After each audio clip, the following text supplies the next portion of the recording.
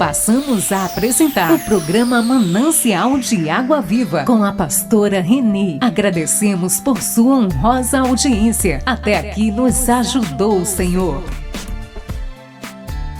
Estamos apresentando o programa Manancial de Água Viva com a pastora Reni.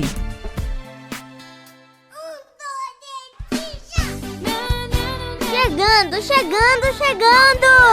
O programa Manancial de Água Viva com a pastora Reni. Esse programa é uma bênção.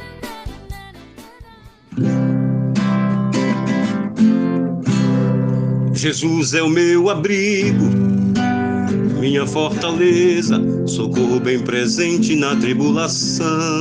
Chegando o nosso programa esta tarde de hoje. Oh, meu Deus, muito obrigado, viu? Por estar mais uma tarde aqui juntamente com meus ouvintes, meus amigos, meus companheiros que sempre estão me ajudando, meu diretor Carlos Porto. Muito obrigado, Senhor, por tudo isso. Que o Senhor continue nos abençoando cada dia mais. E eu quero deixar para meus ouvintes o seguinte: a luta é grande. A luta é grande, mas a vitória será maior ainda. Desistir jamais. Porque tudo podemos naquele que nos fortalece. Em nome de Jesus. É mesmo assim, tá certo? Então, que Deus abençoe todos os meus ouvintes. Que Deus dê uma tarde maravilhosa, uma tarde de paz, uma noite abençoada, em nome de Jesus. E agora está entrando no ar o programa Manancial de Água Viva. Chegando. O programa Manancial de Água Viva com a pastora Reni. É uma bênção. Nossa retaguarda, a nossa direita e a nossa esquerda. E que o sangue de Jesus cubra a nossa vida, família e o Brasil, de norte a sul e de leste a oeste. E nós declaramos: até aqui nos ajudou o Senhor. Até aqui o Senhor tem nos sustentado. E apresentamos diante de Ti, Senhor, nossos pedidos de oração. E pedimos novos começos, novas portas e muita saúde.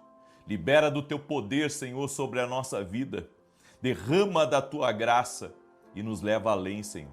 Muito além, Senhor, dos nossos pensamentos, dos nossos desejos, e cumpra a Tua perfeita vontade em nossa vida. Te pedimos, Senhor, dá-nos livramento. Derrama da Tua graça, derrama do Teu poder sobre a nossa vida e que possamos viver tudo aquilo que Tu tens para a nossa vida. Renunciamos nossa própria vontade e queremos ouvir a Tua voz no dia de hoje. No nome de Jesus. Deus abençoe a tua vida. Deus abençoe a tua casa. Você quer ouvir a voz de Deus? Você quer discernir o que Deus tem para a sua vida? Então esteja atento a toda palavra e toda a direção que o Senhor vai dar para você. O Senhor me deu uma palavra. 3 coisas que o favor de Deus não fará por você. Por mais que nós desejemos que Deus faça as coisas para nós, há coisas que não compete a Deus fazer. Compete a gente. Exatamente. E se é minha responsabilidade de fazer determinadas coisas, eu preciso fazer para atrair o favor de Deus, para atrair as bênçãos de Deus na minha vida. O favor de Deus é extraordinário na vida de uma pessoa, porque leva ela a um fluxo de vitória, de milagres. As coisas funcionam de maneira rápida, tudo é acelerado, os tempos são acelerados, as conexões chegam, as bênçãos chegam, as portas se abrem.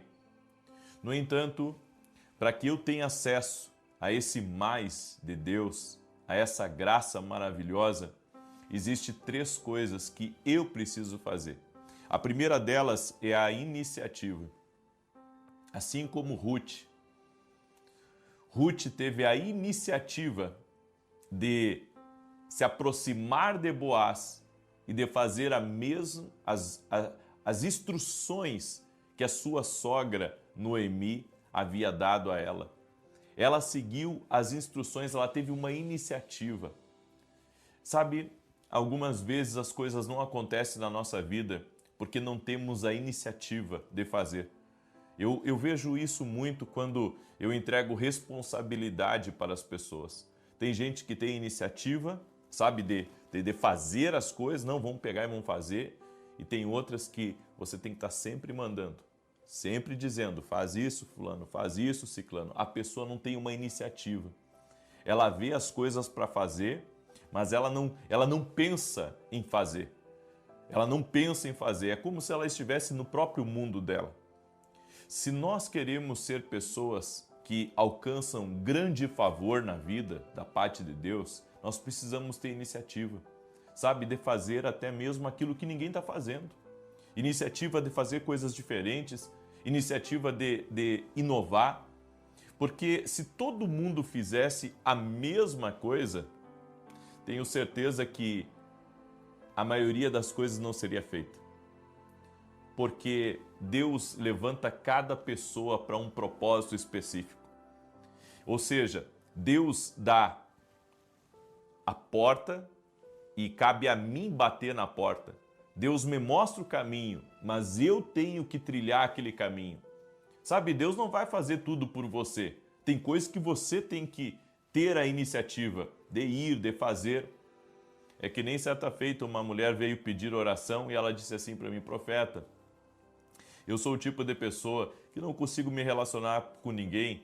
Eu vou do trabalho para casa, da casa para o trabalho, da casa para a igreja, da igreja para casa. E eu perguntei para ela, você não consegue se relacionar com ninguém? Ela disse não.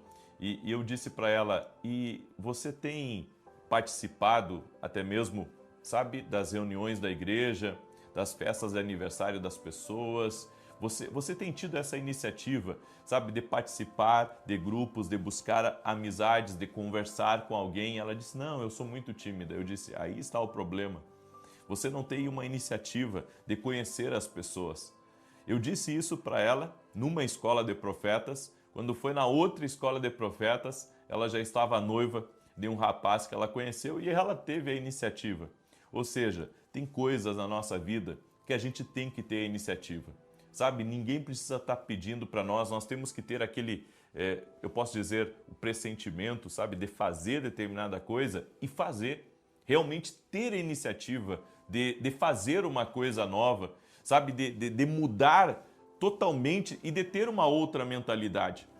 Eu me lembro que, e isso foi uma experiência muito boa para mim, eu tinha 19 anos de idade mais ou menos, e a igreja que eu estava congregando estava para fechar uma congregação. Eles fizeram a reunião, eu estava junto na reunião, e eles fizeram a reunião dizendo que a congregação estava dando muito custo e que as pessoas não estavam indo e que a igreja estava precisando enxugar gastos, então iriam fechar aquela congregação. E foi perguntado o que cada um achava das pessoas que estavam ajudando na obra. E um a um foi dizendo que se estava dando muito gasto, então não era a vontade de Deus, e o outro dizia, eu acho que esse lugar não é bom para a igreja. E aí foram, na época ainda que eu cuidava da igreja, que eu era pastor. Quando chegou a minha vez, me perguntaram o que eu achava. Eu disse, eu quero uma oportunidade para poder ministrar nesse lugar. Eu quero assumir, e se faltar para o aluguel, eu coloco do meu próprio bolso, eu disse. Só que eu não tinha condições de colocar do meu próprio bolso. Mas mesmo assim eu abracei a causa e assumi essa congregação. Em 3 meses não cabia mais o número de pessoas dentro daquela congregação. Nós pegamos um salão maior, um galpão maior, para 200 pessoas o galpão. E rapidamente aquele galpão também encheu.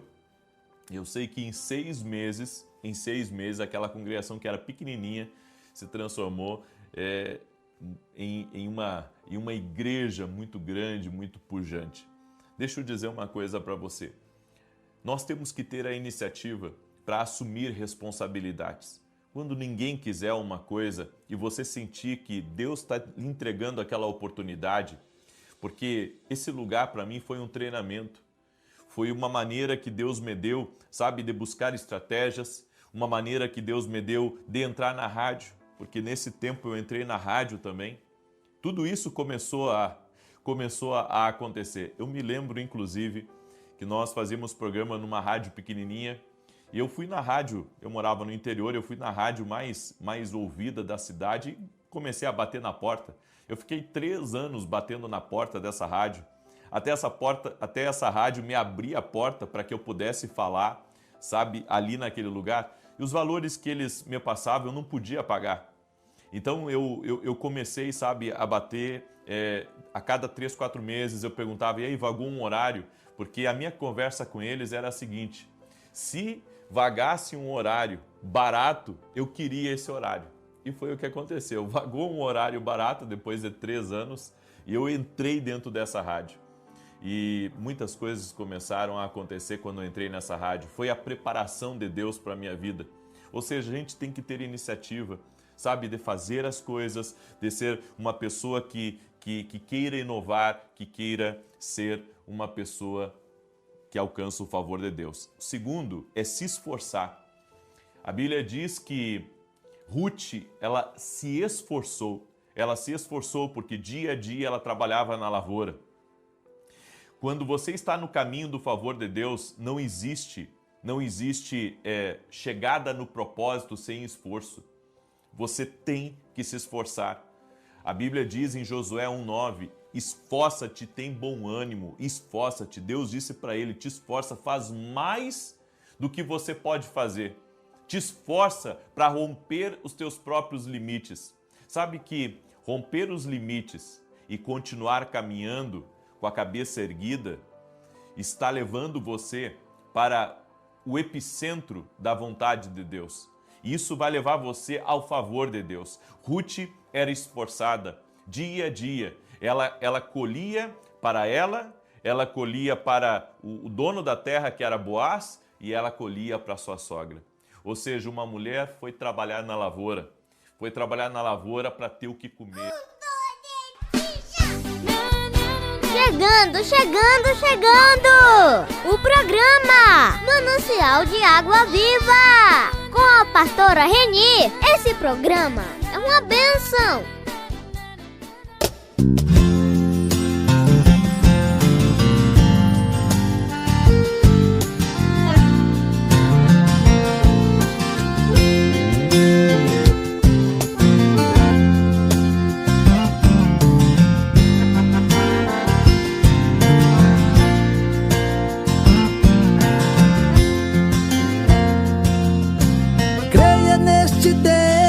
Está aqui.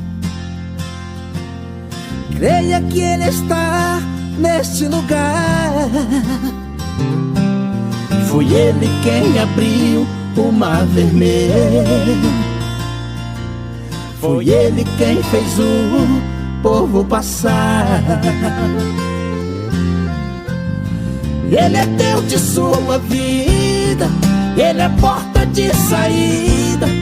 Ele é meu Salvador. Ele é Deus de sua vida. Ele é porta de saída. Ele é meu Salvador. Nele eu posso confiar. Nele eu posso acreditar que Ele é meu Salvador.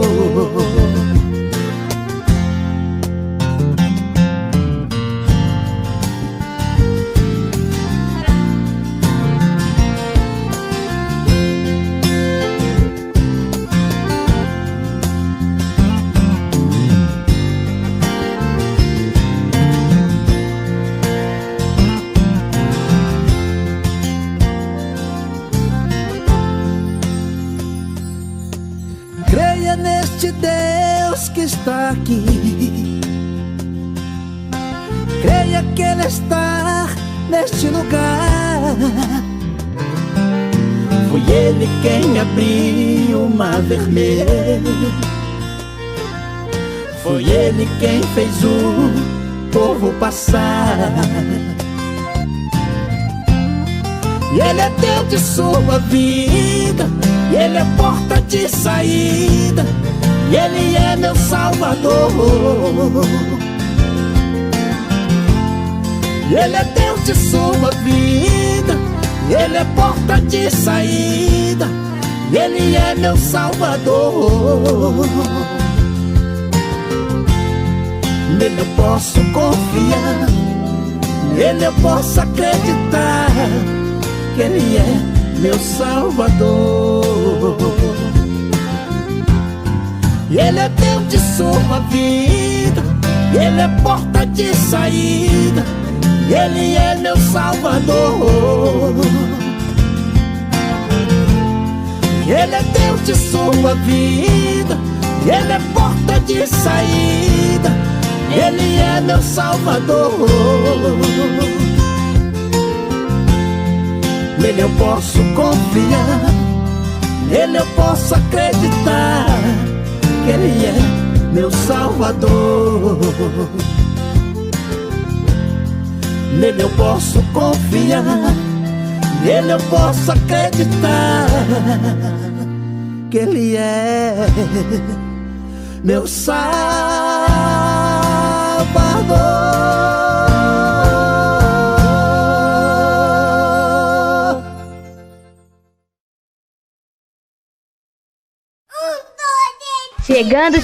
Chegando, o programa Manancial de Água Viva com a pastora Reni. É uma bênção.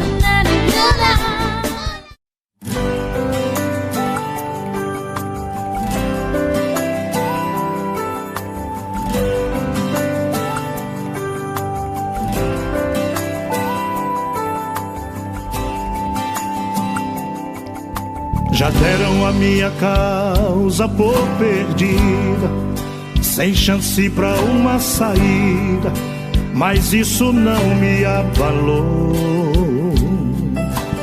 Eu abri a minha boca e dizia, em meio àquela agonia, o tempo de cantar chegou. Quem é fiel não se perturba no deserto, sabe que Deus está perto e tira a água de uma rocha. Deus não sabe o que é causa perdida e nem o que é derrota. Ressuscita a esperança, mesmo que esteja morta. Meu coração foi dilatado, foi moído, foi rasgado, mas aprendi o sobrenatural de Deus. Já sei usar a minha fé, vem a luta que vier, meu socorro vem de Deus.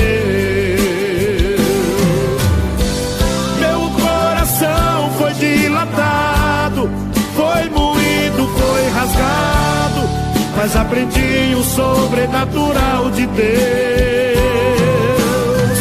Já sei usar a minha fé, vem a luta que vier, meu socorro vem de Deus.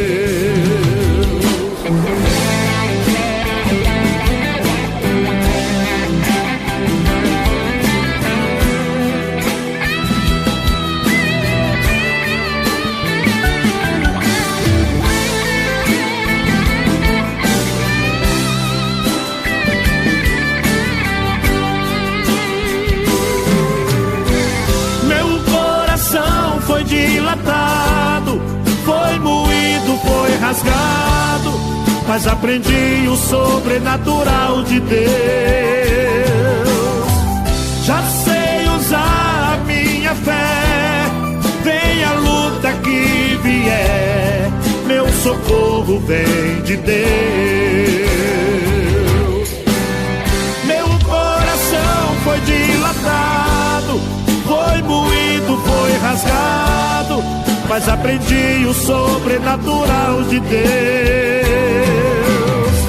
Já sei usar a minha fé, vem a luta que vier, meu socorro vem de Deus. Meu socorro vem de Deus, meu socorro vem de Deus.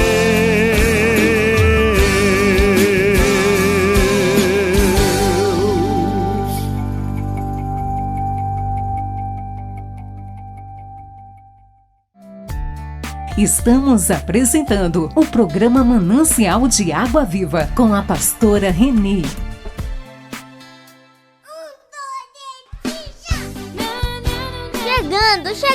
Chegando! O programa Manancial de Água Viva com a pastora Reni. Esse programa é uma bênção.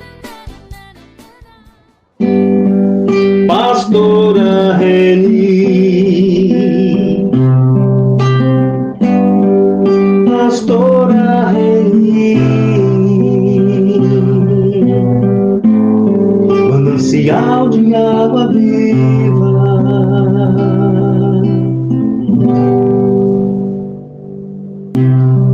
manancial de água viva, mensagem. Vamos lá em 2 Samuel 15, versículo 21. Diz assim a palavra do Senhor. Itaí, contudo, respondeu ao rei: juro pelo nome do Senhor e por tua vida que, onde quer que o rei meu Senhor esteja, ali estará o teu servo para viver ou para morrer. Olha que declaração. Juro pelo nome do Senhor e por tua vida, que onde quer que o rei, meu Senhor, esteja, ali estará o teu servo para viver ou para morrer. Isso é uma proposta de lealdade para com o seu rei. Mas eu quero começar vocês falando mais uma vez a respeito de Davi. Durante aquele reinado de Davi sobre o povo de Israel, Absalão, que era um de seus filhos, revoltou-se contra o pai e dessa maneira ele arquitetou um plano para derrubá-lo do poder e declarar-se o novo rei de Israel. De que maneira ele fez isso? Ele fez contando mentiras, ele fez prometendo benefício ao povo, caso ele subisse ao trono, e não demorou muito para conseguir apoiadores à sua conspiração. Agora, como o rei Davi não queria confrontar com seu próprio filho, Davi, então, naquela oportunidade, resolveu fugir de Jerusalém e para ver como seriam desenrolados os acontecimentos. O que é que ele fez, Davi? Ajuntou, então, alguns homens que o apoiavam e saiu da cidade juntamente com eles. E no grupo que apoiava o rei Davi, havia um estrangeiro, esse estrangeiro novato, chamado Itaí. Esse estrangeiro, que não fazia muito tempo, tinha se juntado ao grupo de Davi. Então, por causa disso, o rei Davi lhe deu a oportunidade dele escolher se ele queria voltar aos irmãos dele, em Gate, ou se ele queria continuar acompanhando o rei. Aí, queridos, diante dessas opções recebidas, Itaí então fez uma bonita declaração que eu li acima, que está em 2 Samuel 15, 21, né? Ele declarou isso com toda convicção, que preferia ficar ao lado de seu rei, mesmo que isso lhe custasse a vida. Meus amados, que lealdade é essa? esse homem mostrou diante do rei Davi. Olha a lealdade que ele demonstrou diante do rei Davi. Ele disse que ficaria com ele, que fosse para viver ou para morrer. Agora, vamos fazer uma perguntinha para vocês todos. Você já teve algum amigo realmente leal a você? Ou mais importante ainda, você se mostra realmente leal aos seus, aqueles que te servem? Na verdade, meus queridos, o que acontece muitas vezes é o contrário. Quem parecia ser muito leal acaba decepcionando, infelizmente. Quando mais se precisa delas, aí sim essas pessoas abandonam o barco, deixando então a deriva que dependia delas. Sobre esse tipo de pessoa, a palavra de Deus diz assim, olha, vejam bem, lá em Provérbios 25, 19. Como dente quebrado e pé sem firmeza, assim é a confiança nos desleal no tempo da angústia. Olha o que o Senhor diz para essas pessoas que são desleais para com os seus. Provérbios 25, 19. De novo, vou repetir. Como dente quebrado e pé sem firmeza, assim a confiança no desleal no tempo da angústia. Portanto, meus queridos que me escutam nesta tarde, se você é uma pessoa em que o seu amigo tem plena confiança, queridos, mostre-se digno delas. Prove a sua lealdade, não apenas nos bons momentos, mas também nos momentos de grande dificuldade. Prove isso para mostrar para todos, principalmente para Deus, a sua lealdade. Amém? E eu deixo para vocês que ser leal é cumprir seu compromisso com o amigo, mesmo que o preço seja alto. Amém? Porque até aqui nos ajudou o Senhor.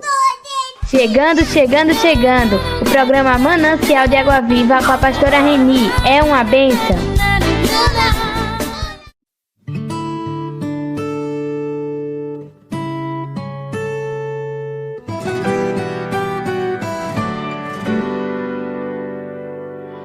Deserto não será seu fim, se com Deus você iniciou.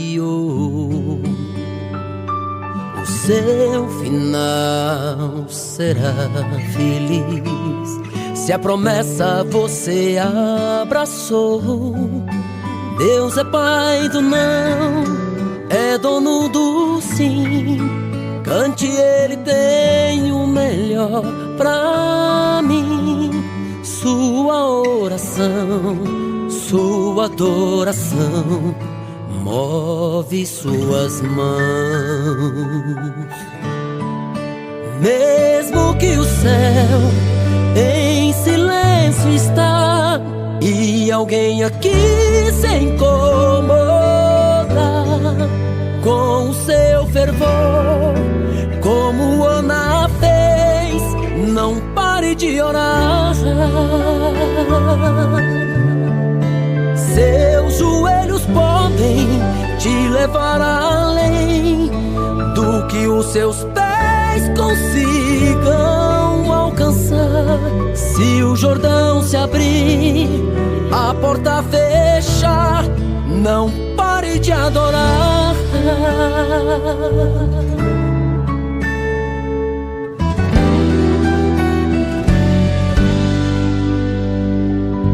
Deserto não será seu fim, se com Deus você iniciou. O seu final será feliz se a promessa você abraçou. Deus é pai do não, é dono do sim. Cante, ele tem o melhor pra mim. Sua oração, sua adoração move suas mãos. Mesmo que o céu em silêncio está e alguém aqui se incomoda com o seu fervor, como Ana fez, não pare de orar. Seus joelhos podem te levar além do que os seus pés consigam alcançar. Se o Jordão se abrir, a porta fecha, não pare de adorar.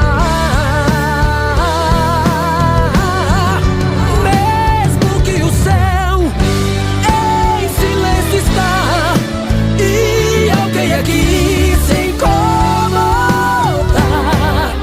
com seu fervor, como Ana fez, não pare de orar. Seus joelhos podem te levar além do que os seus pés consigam alcançar. Se o Jordão se abrir, a porta fecha, não pare de adorar.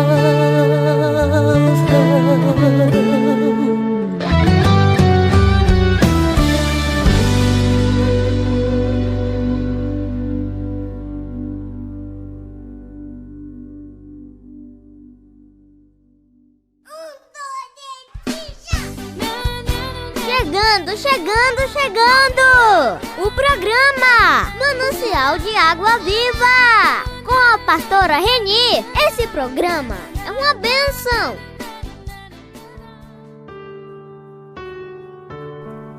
Mateus capítulo 14, versos 28 e 29 está escrito: Senhor, disse Pedro, se és tu, manda-me ir ao teu encontro por sobre as águas. Venha, respondeu ele. Então Pedro saiu do barco, andou sobre a água e foi na direção de Jesus. Em Cristo nós podemos andar sobre as águas. A palavra do Senhor diz que o barco dos discípulos estava à mercê das ondas e dos ventos, e eles não conseguiam chegar ao seu destino, por mais que tentassem remar com toda a sua força. De repente surge Jesus, andando por cima das águas, o que fez com que eles se assustassem num primeiro momento. Jesus disse a eles que fossem corajosos e não tivessem medo. Naquele instante, Jesus também convida Pedro a caminhar com ele sobre as águas. Quantas lições podemos aprender aqui nesse texto? Os discípulos estavam cumprindo uma ordem de Jesus. Afinal, foi o próprio Mestre quem ordenou a eles que entrassem no barco e passassem para o outro lado. Mas mesmo sendo obedientes, eles foram atingidos pelas ondas turbulentas e pelos ventos. Muitas vezes nós obedecemos a Deus, fazemos tudo como Ele nos ordenou, e ainda assim somos atingidos pelas tempestades da vida. E isso deixa muitas pessoas indignadas. Se você se sente dessa maneira, injustiçado pela vida e por tantas coisas que te ocorreram, mesmo tendo sido obediente a Deus, o Senhor manda te dizer essa palavra hoje. As águas não vão te afogar, os ventos não vão te destruir. Jesus te chama hoje a caminhar junto dele sobre as águas, acima das ondas, acima das decepções, das lutas, das desilusões, das dificuldades. Ele é Deus e pode te conduzir em segurança até o seu destino final. Você e a sua família estão cobertos pelo sangue de Cristo. E por mais que venham as tribulações, lembre-se de que Jesus não te abandonou. Apenas mantenha o seu olhar fixo nele. E mesmo que por algum momento você comece a afundar, Jesus vai te segurar pela mão, vai te salvar e vai acalmar os ventos e as ondas ao seu redor. Eu quero orar por você. Senhor, as ondas e os ventos têm tentado afundar muitas pessoas que estão ouvindo essa mensagem. Sabemos que, mesmo quando somos obedientes ao Senhor, não estaremos imunes às tempestades da vida, mas reconhecemos o seu poder para acalmar as tempestades que nos cercam. Por isso clamamos a Ti nesse momento. Segura nas mãos daqueles que estão se afogando e coloca-os em um lugar seguro. Faça-nos chegar até o nosso destino, Pai, em segurança, junto com a nossa família. Eu oro em nome de Jesus. Amém. Compartilhe essa mensagem. Ela pode mudar a vida de alguém. Inscreva-se e seja membro do canal para apoiar esse projeto. Deus te abençoe. Eu sou o pastor Edivaldo Oliveira e esse foi mais um Minuto com Deus.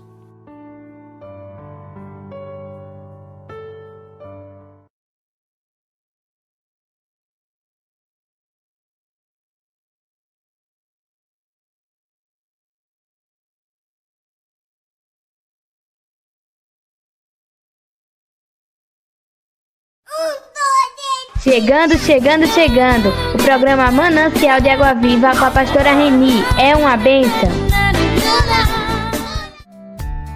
Estamos apresentando o programa Manancial de Água Viva com a pastora Reni.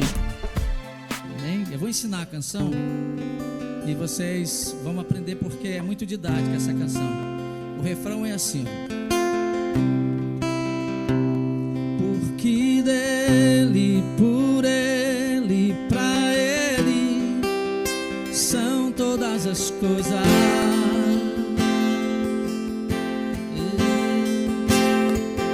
Porque dele são todas as coisas. Aí tem uma parte que diz assim, que é muito legal.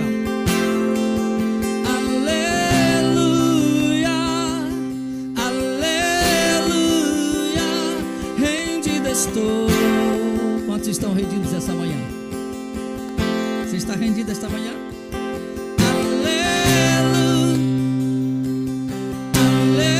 aleluia, rendido estou.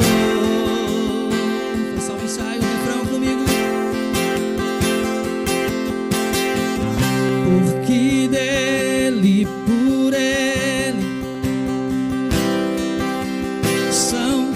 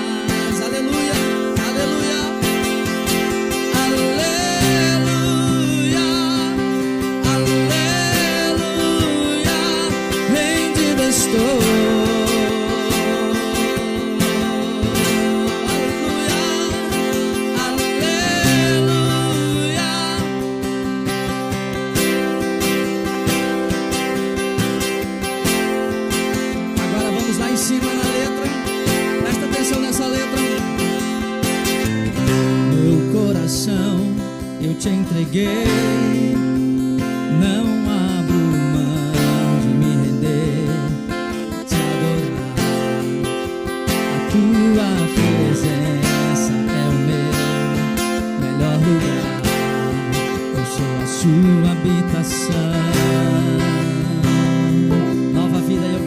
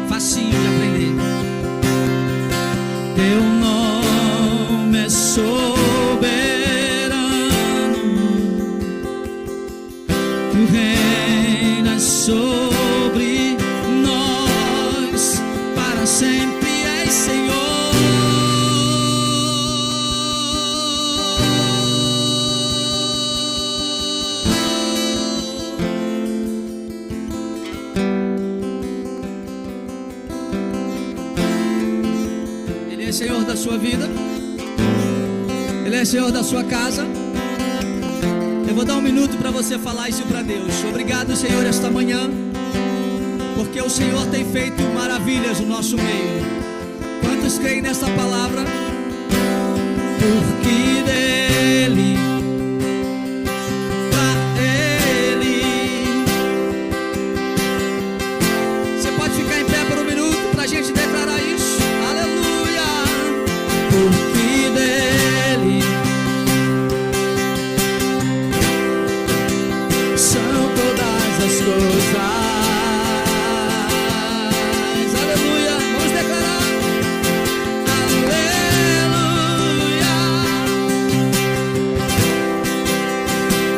Em ti estou. Aleluia! Aleluia! Aleluia! Em ti estou. Teu nome, diga comigo. Teu nome é soberano. Tu reinas sobre nós. Para sempre és Senhor. Aquele coral bem bonito. Porque dele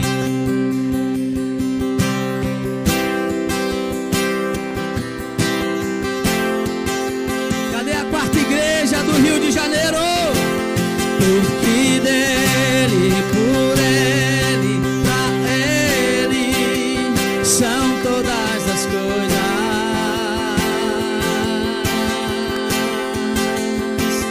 Porque dele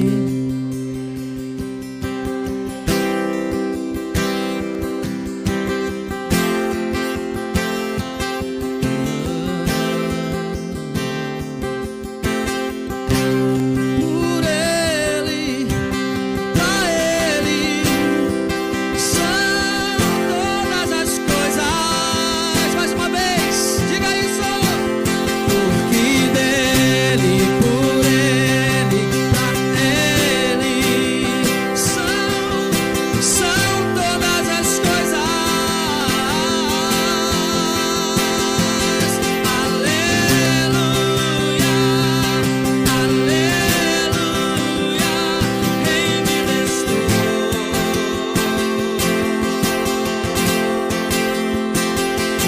Aleluia,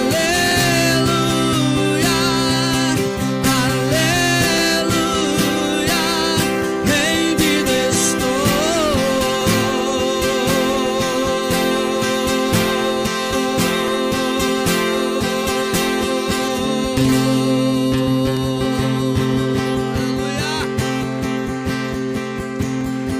Aleluia, aleluia, aleluia.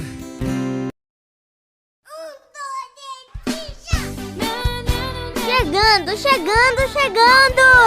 O programa Manancial de Água Viva, com a pastora Reni. Esse programa é uma bênção. Aleluia, pode se assentar. A graça e a paz, meus queridos irmãos. É uma alegria, um privilégio estar aqui com vocês. E nós queremos aprender do Senhor nessa noite. Parece uma coisa tão óbvia, mas a parte que o tema que me foi dito para essa noite é a oração que transforma cidades. John Wesley, que foi conhecido por causa do nível de comprometimento com a palavra de Deus e com a vida de oração, até hoje, quando a gente tem a oportunidade de visitar Londres, a gente vê lá a igreja onde ele pregava, a casa onde ele morava, e ali no recinto onde ele morava tinha um quartinho de oração. E é inevitável quando a gente entra ali a gente pensar, meu Deus, tudo começa com oração de fato. E ele falava, Deus não faz nada que não seja em resposta à oração. Era isso que John Wesley proclamava, era isso que ele acreditava, e por isso todos os dias ele se dedicava pelo menos a 2 horas de oração. E era a primeira coisa que ele fazia no dia dele. Assim que ele se levantava, ele ia para um ambiente que até hoje tem lá, como se tivesse um ginoflexório, o que indica que ele orava essas 2 horas pelo menos de joelhos, e ali ele recebia toda a direção daquilo que ele ia fazer. Ali ele colocava diante do Senhor o que ele tinha que colocar. E aí, quando a gente olha um pouco para a nossa vida hoje, para a maneira como a gente vive o Evangelho hoje,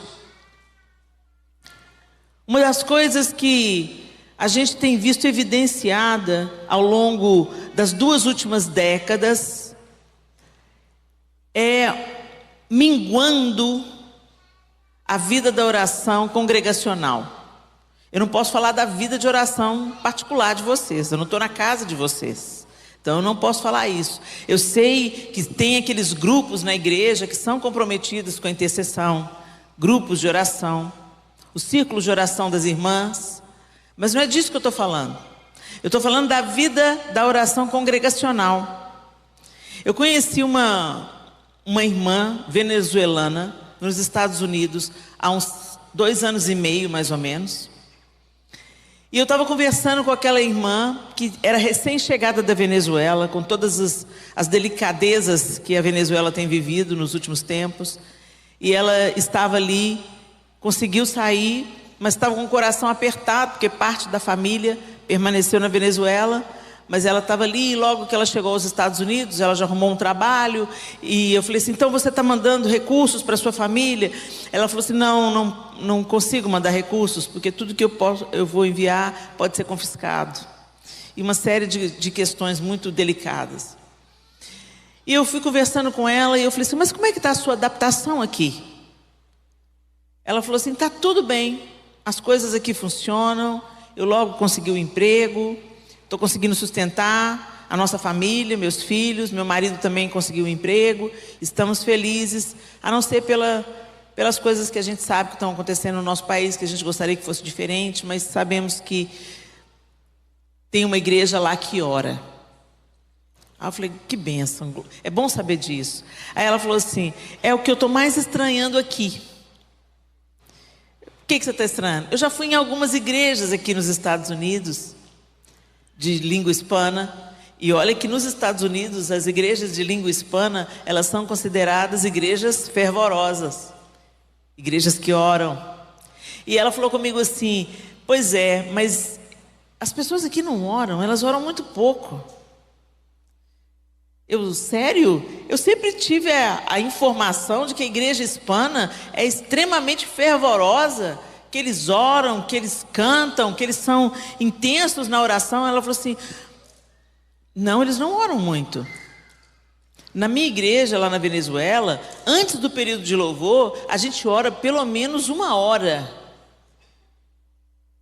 Antes do louvor, eles oram pelo menos 1 hora. E eu falei assim, mas espera aí, como é que é? Não, na liturgia do culto. Quando nós chegamos no culto, nós nos apresentamos diante de Deus em oração. E aí é contado no relógio? Não, ninguém fica olhando o relógio. É uma oração espontânea. Mas ela dura em torno de 1 hora. Eu falei assim, meu Deus do céu, tem misericórdia de nós. E aí eu comecei a observar no Brasil. Aí eu olhei para a minha própria história. E eu me lembrei que quando eu era uma adolescente, quando eu fui para a igreja, eu tinha 11 anos de idade, por causa da conversão dos meus pais. E eu me lembrei que aquela primeira igreja que me acolheu na minha adolescência, acolheu os meus pais, tinha o hábito da oração. Então a igreja orava, a congregação orava. Orava pelas famílias, orava pela nação, orava pelas necessidades da igreja, oravam pela cidade. E não era uma oração de 5 minutos não, gente.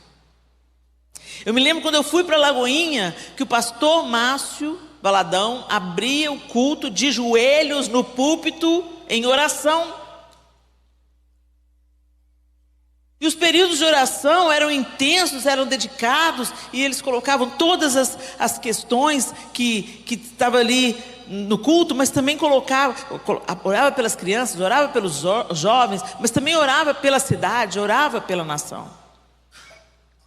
E eu fui, aí eu fui fazendo uma retrospectiva, à medida que eu fui conversando com aquela moça, e eu fui lembrando, e eu fui percebendo. Até ela me dizer isso, eu não tinha percebido. Quando ela me disse isso, eu fui fazer uma retrospectiva. E a oração, de fato, ela foi minguando, a oração congregacional, a igreja junto orando, em arrependimento de pecado, em confissão diante de Deus, em dobrar os joelhos. Eu lembro que quando eu fazia o culto femininas na igreja, eu começava, por causa disso, eu começava o culto em oração, fazia, dobra os joelhos e ora, porque eu sentia falta da oração. E aí eu falei assim, meu Deus, a gente precisa de orar mais, juntos. Porque tem um poder que flui da oração coletiva, que não é a mesma coisa que flui na nossa oração individual. Não é à toa, gente, que em muitos ambientes de culto, e eu não estou falando isso para fazer uma crítica cruel, não. Eu estou falando isso como um chamado, um alerta, porque a casa do Senhor seria conhecida como casa de oração. Mas oração é o que menos acontece hoje nos nossos cultos. Se a gente pôr na balança o tempo que gasta com a palavra, o tempo que gasta com louvor e o tempo que gasta com oração, qual que é o menor tempo? Mas se a gente olhar para a palavra de Deus, para as ordenanças do Senhor, e para isso que o John Wesley falou, nós estamos equivocados. Se tudo é gerado em oração, se Deus está aguardando que a gente interaja com Ele através da oração, como é que está a nossa vida de oração, gente? E aí a gente olha para o cenário das nossas cidades. Eu não sei como é que está aqui, gente. Eu não conheço Petrolina. É a primeira vez que eu ponho os pés nessa terra bendita. E eu já tive tantas boas notícias aqui. Eu me alegro. Me alegro muito de saber o que Deus está fazendo aqui. Mas eu posso falar da minha cidade. Belo Horizonte foi conhecida como um celeiro de ministros para toda a nação. Saiu um clamor de adoração de Belo Horizonte, que mudou a maneira do Brasil até adorar. E isso não é sobre glória de homens, isso é por causa da graça de Deus e porque Ele escolheu. Não é mérito nenhum de Belo Horizonte, mas a graça de Deus que não explica o que faz. Mas tantos ministérios vieram tendo uma repercussão no Brasil. David Keelan, Pastor Cirilo, Diante do Trono, Asas da Adoração. Tanta gente influenciou o Brasil. Dan Duque tinha uma escola de treinamento em Belo Horizonte. Como ele ministrou a ministros. E como isso reverberou na nação toda. A nação toda cantou Preciso de Ti. Em arrependimento, preciso de Ti, preciso do Teu perdão. Os ajuntamentos que vieram, lindo, maravilhoso. Não existia carnaval em Belo Horizonte. O carnaval faliu em Belo Horizonte. Umas poucas coisinhas lá que não prosperavam, que não fazia nada. A cidade conhecida como uma cidade de adoradores. Chegando. O programa Manancial de Água Viva com a pastora Reni. É uma bênção.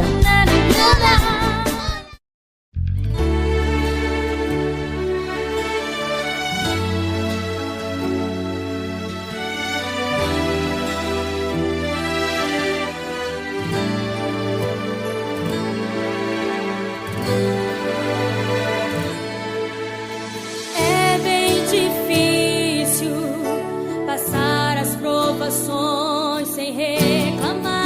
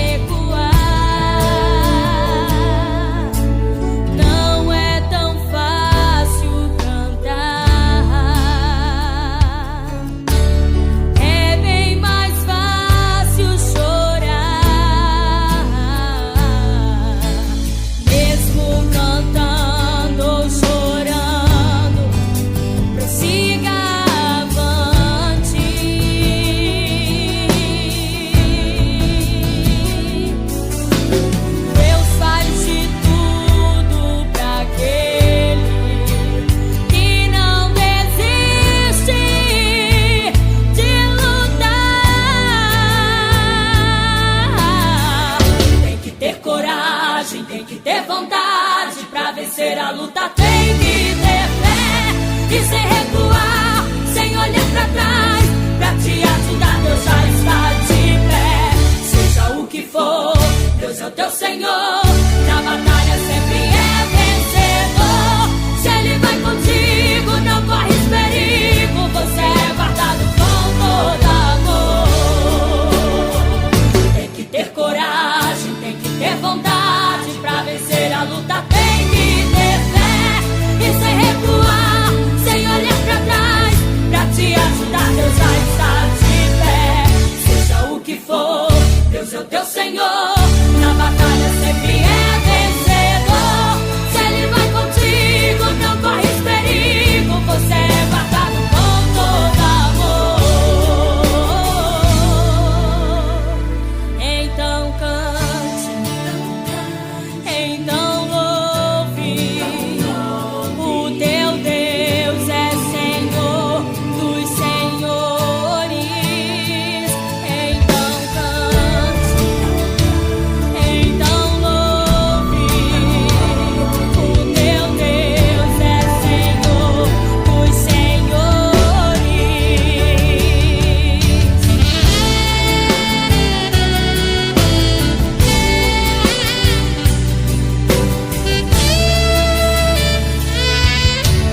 Não é tão fácil cantar, é bem mais fácil chorar. Mesmo cantando ou chorando, prossiga avante.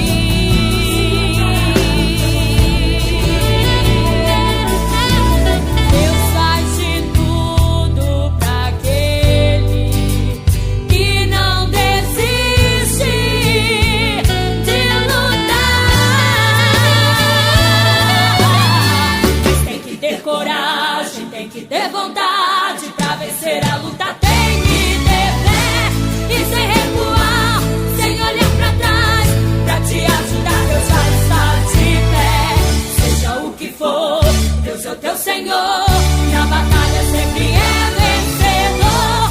Se Ele vai contigo, não corres perigo. Você é guardado com todo amor. Mas tem que ter coragem, tem que ter vontade. Pra vencer a luta tem que ter fé e sem recuar, sem olhar pra trás. Pra te ajudar, Deus já está de pé. Seja o que for, Deus é o teu Senhor. Na batalha sempre é vencedor. Se Ele vai contigo, não corres perigo. Você é guardado com todo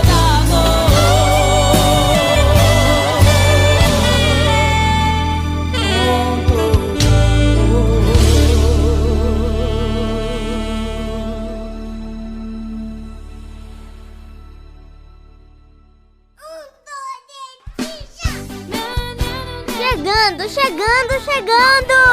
O programa Manancial de Água Viva, com a pastora Reni. Esse programa é uma bênção.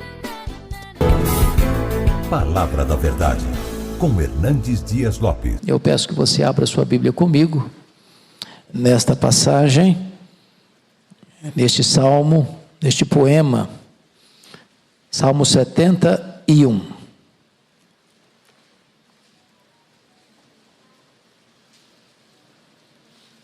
São as súplicas de um ancião. Salmo 71. Está escrito assim: em ti, Senhor, me refugio, não seja eu jamais envergonhado. Livra-me por tua justiça e resgata-me.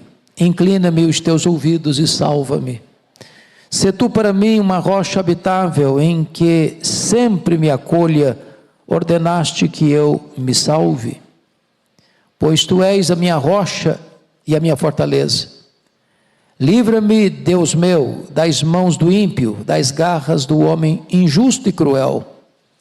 Pois tu és a minha esperança, Senhor Deus, a minha confiança desde a minha mocidade. Em ti me tenho apoiado desde o meu nascimento. Do ventre materno tu me tiraste. Tu és motivo para os meus louvores constantemente.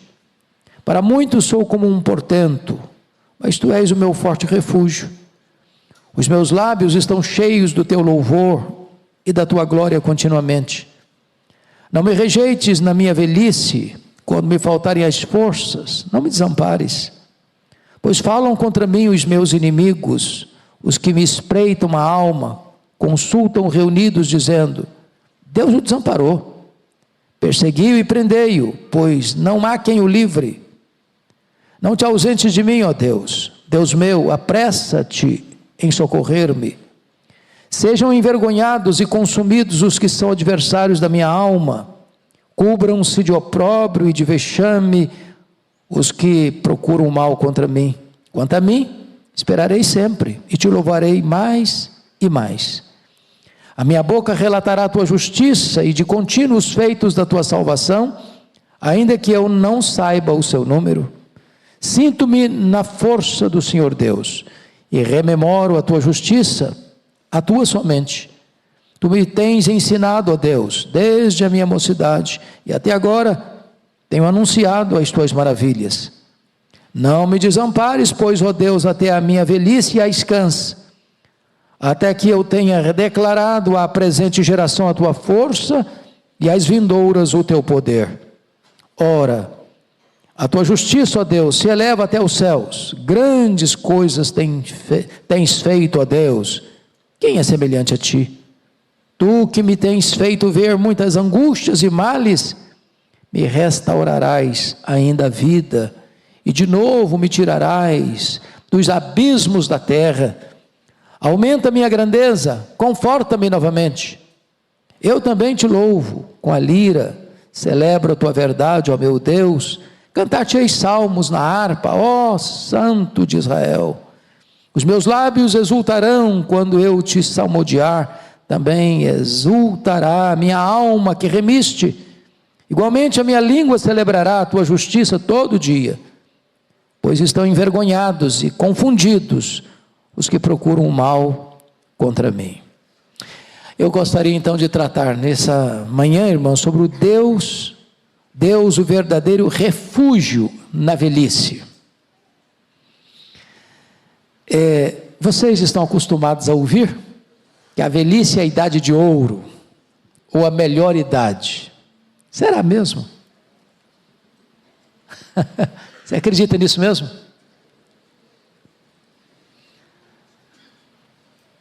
A Bíblia é muito realista quando trata da velhice. Quando Salomão está escrevendo Eclesiastes, ele compara a velhice com uma tempestade e compara a velhice com uma casa que está em ruínas. Na velhice tem coisa boa? Claro que tem. Quem não quiser ficar velho, é só morrer jovem. Um dia uma repórter estava entrevistando um homem que estava comemorando 100 anos. E a repórter perguntou: qual o segredo para chegar aos 100 anos? Ele respondeu: só não morrer. A velhice fala de experiência, né? De conhecimento, de maturidade. Mas certamente a velhice tem seus pesos, né? As pernas ficam bambas, os joelhos ficam trôpegos, as mãos ficam descaídas, os olhos ficam embaçados, e as cãs aparecem, e diz os entendidos que cada fio de cabelo branco que brota na sua cabeça é a morte chamando você para um duelo. Então, a velhice tem suas lutas, sim. É por isso que o Dr. Billy Graham, no seu último livro, De Volta para Casa, disse que a velhice não é para os fracos. E para mim essa frase valeu o livro dele. A velhice não é para os fracos. Esse salmo foi escrito para tratar da velhice. Esse salmo é um salmo do ancião. E se vocês notaram comigo, não há autoria do salmo, portanto é um salmo anônimo. Embora não haja menção do autor, comentaristas de boa cepa, como João Calvino, como Matthew Henry e como Charles Haddon Spurgeon, afirmam que esse salmo foi escrito por Davi. E eu estou inclinado a concordar com eles, porque o contexto do salmo tem tudo a ver com Davi. Tem tudo a ver com a velhice de Davi. E há uma coisa muito curiosa em Davi. Quem sabe quantos anos Davi viveu aqui? Quantos anos? Alguém? Davi viveu 70 anos. 70 anos. E lá em 1 Reis, capítulo 1, versículo 15, está escrito que Davi era muito velho, com 70 anos. Aí você vai conhecer a história do Davi. Davi viveu a sua juventude lá nos desertos de Belém, correndo atrás de ovelhas, tangendo a sua lira, enfrentando ursos, leões. E não foi vida fácil, certamente, porque é muito calor, a pele tostada do sol, não tinha bronzeador, não tinha filtro solar. Que foi, minha princesinha? Vem cá, o que você quer? Querendo a mamãe? Cadê a mamãe dela? Está aqui? Papai? Alguém? Quem pode cuidar dela para mim? Vem cá, minha princesa, cuida dela para mim, tá bom? Então Davi passa a juventude dele assim. Depois, isso com 20 anos, até os 20 anos. Depois, até aos 30, são 10 anos, Davi passa fugindo do sogro, pelas cidades, pelos desertos, pelas cavernas, dormindo no relento. Então não foi vida fácil durante 10 anos. Você imaginou o que é uma pessoa ser perseguida 10 anos seguidos? A situação era crítica. Pode vir cá, princesa, cuida dessa lindeza aí. Aí Davi passa 40 anos sendo rei. Então ele assume o governo, assume o reinado com 30, reina 40, 7 anos em Hebrom, 33 anos em Jerusalém, completa o período de quê? 70 anos. Quando você estuda a vida do Davi, a vida dele foi muito turbulenta. Esse camarada começou a ser guerreiro muito jovem. A vida toda dele foi uma vida de empreitada, de guerras, de lutas, de campo de batalha. Foi uma loucura. Aí eu entendo que a Bíblia diz que com 70 anos ele estava muito velho. Muito velho. Agora, ele vai enfrentar seus maiores problemas na velhice. Porque se você percebeu, ele vai viver uma crise familiar medonha. Uma crise familiar medonha. O estupro da filha, primeiro o adultério dele, o assassinato do Urias, depois vem o estupro da Tamar, depois vem o assassinato do Aminon, depois vem a fuga do Absalão, depois vem a volta do Absalão, depois tem a conspiração do Absalão, depois tem a morte do Absalão, depois tem a conspiração de um outro homem chamado Seba, depois tem a conspiração do Adonias. Então o homem não teve paz. Teve paz não. E esse salmo é um espelho das crises, das lutas que ele viveu ao longo da sua vida até a sua velhice. Então, esse é o pano de fundo para nós entendermos melhor esse salmo. Há 4 verdades aqui que eu vou tratar. A primeira, o Senhor é o nosso libertador no presente, versos 1 a 4.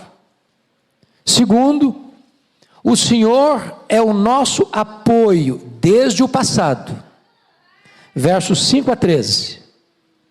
Terceiro, o Senhor é a nossa esperança no futuro, 14 a 21.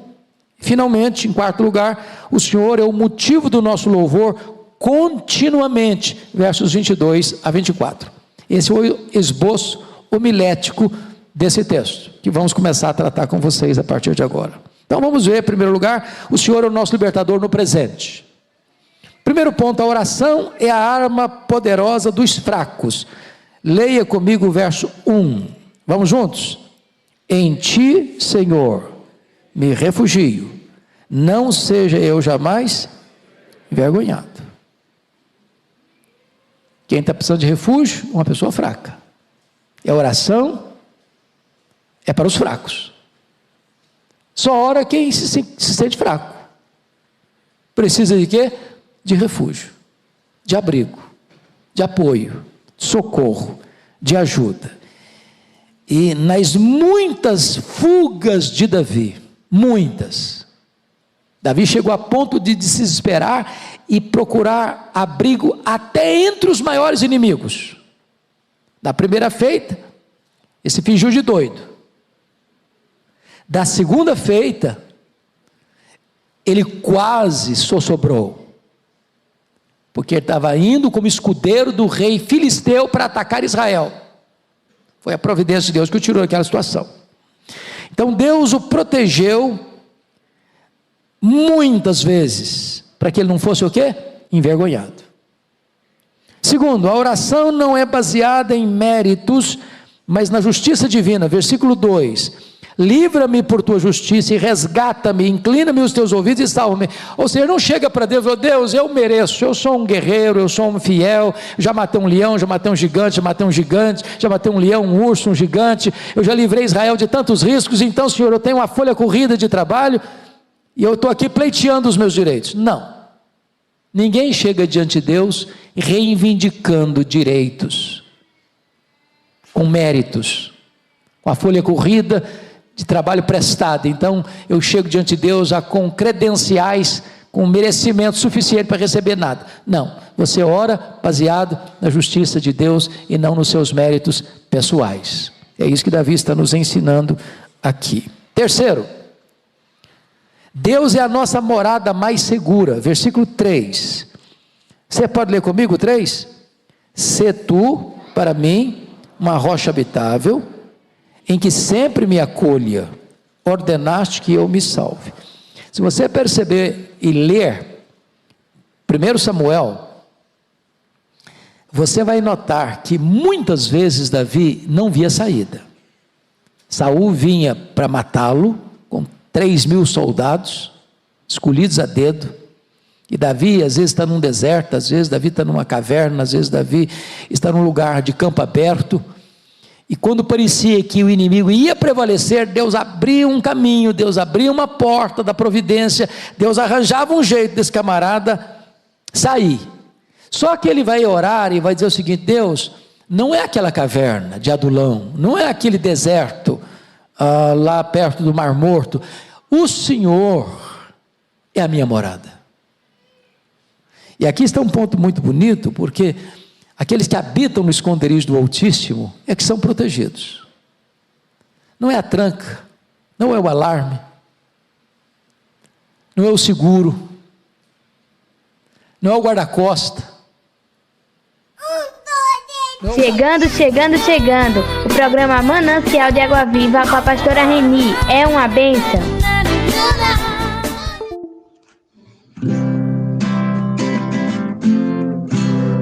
Jesus é o meu abrigo, minha fortaleza, socorro bem presente na tribulação. Oh glória, terminando nosso programa nesta tarde de hoje, chegando ao fim de mais um programa, esta tarde abençoada de Deus. Muito obrigado, querido, aqueles que ficam sempre em comunhão conosco. Não deixe de divulgar, compartilhar, e dar visualizações. Ajuda aí para que as pessoas que não conhecem a palavra de Deus possam sentir a presença dele através dos louvores e das pregações e da palavra do Senhor Deus. Tá bom assim? Continue divulgando cada dia mais em nome de Jesus. E aqui termina nosso programa nesta tarde de hoje. Muito obrigado a todos que ficaram conosco nessa horinha, nos ouvindo. Eu agradeço. do fundo do meu coração. Eu e toda a Rádio Missões e nosso diretor Carlos Porto. Fica na paz e até amanhã, se Ele permitir, em nome de Jesus. Põe teu azeite em minha dor, restitui. Acabamos de apresentar o programa Manancial de Água Viva. Contamos com sua honrosa audiência no próximo programa. Até aqui nos ajudou o Senhor.